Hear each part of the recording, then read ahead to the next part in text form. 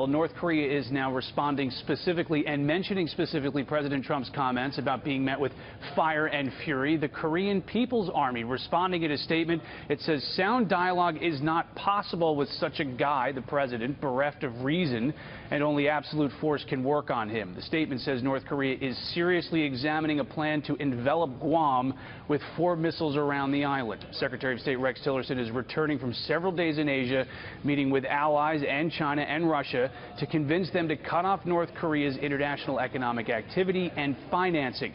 He says Americans should have no concern about the rhetoric of the past few days.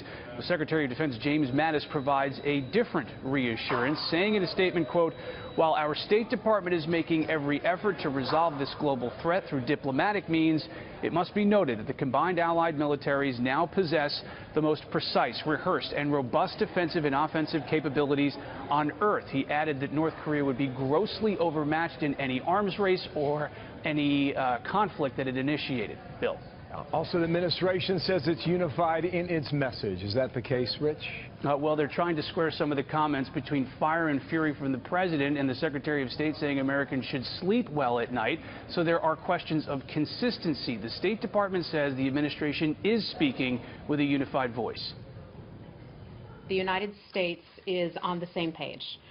Whether it's the White House, the State Department, the Department of Defense, we are speaking with one voice. And the world is, in fact, speaking with one voice. And we saw that as it came out of the UN Security Council with the resolution that passed less than a week ago.